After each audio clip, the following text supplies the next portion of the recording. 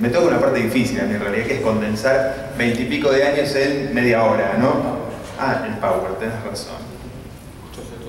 Sí, porque yo puedo estar la media hora tratando de encender el power. Bueno, la idea en este último rato de este ciclo de charlas es condensar esos años 80 y 90 en los cuales pusimos como título 2 décadas a todo rock. En alguna medida, después del periodo donde deja Pablo, se produce una expansión cualitativa y cuantitativa dentro del rock nacional. Es decir, el rock nacional pasa de alguna forma a ser la música, en cierta manera, de la época, ¿no? Pasa a ser quizás la música de fondo de lo que fue el periodo de la primavera alfonsinista, ¿no?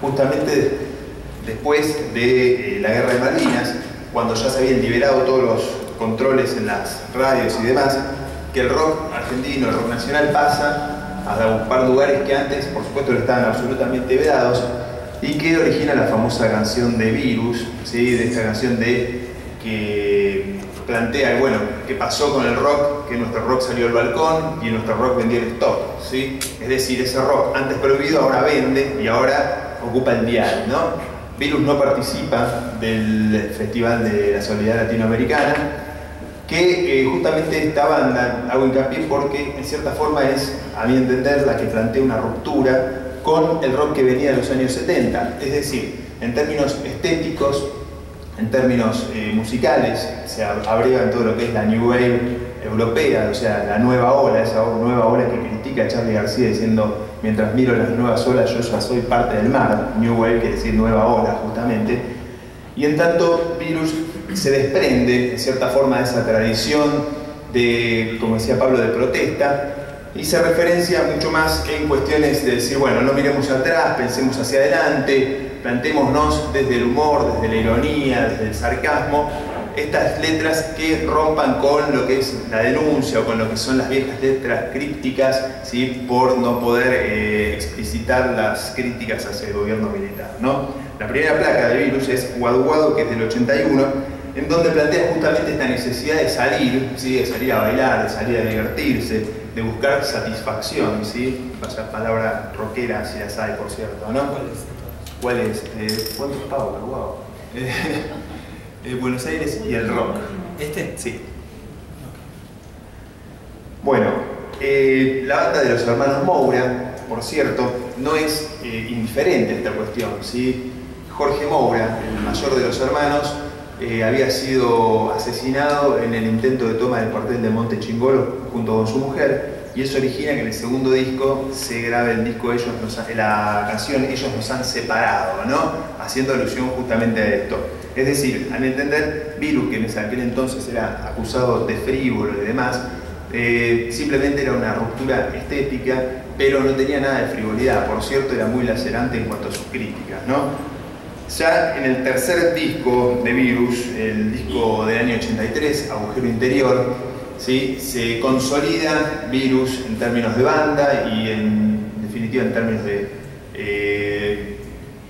conocimiento público, por decirlo de alguna manera, justamente en un año que tiene 3 hitos, que son, para mi entender, también Vasos y Besos, también que estaba sonando en aquel entonces, y ya, por supuesto, Charly, que había anticipado en cierta forma en su primer disco con el famoso tema Yo no quiero volverme tan loco, donde dice esa frase que todavía se utiliza para titular diarios deportivos cuando pasa algo con Brasil, que es la alegría no solo brasileña, ¿no? Y bueno, justamente en esta incitación de alguna manera al disfrute, a dejar la pálida, como se decía entonces, y que por supuesto la ruptura Charly la hace, como bien había dicho en este espacio Sergio Pujol en su momento, a partir de Clics Modernos, ¿no?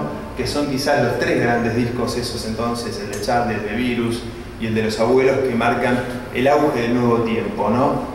De nuevos tiempos en los cuales el alfonsinismo, digamos, vivía sus horas quizás más esplendorosas, digamos, había una comunión entre el gobierno radical y la sociedad, los nuevos bríos que traía la democracia, la apertura, una confianza, digamos, en el nuevo proceso político que se abría, ¿no?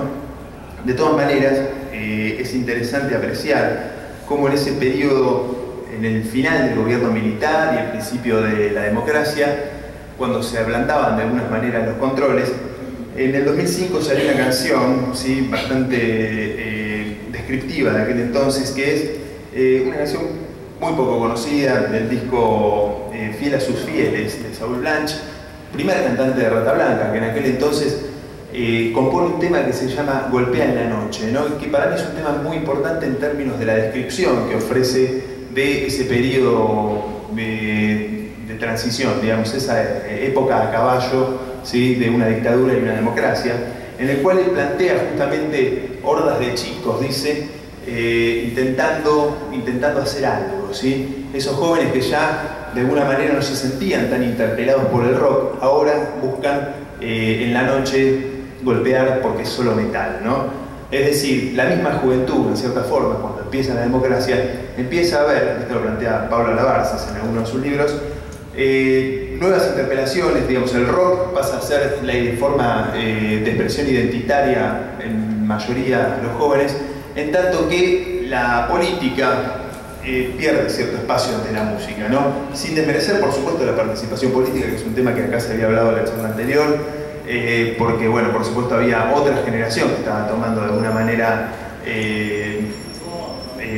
importancia, pero bastante distinta o separada de lo que había sido la participación de los años 70, ¿no?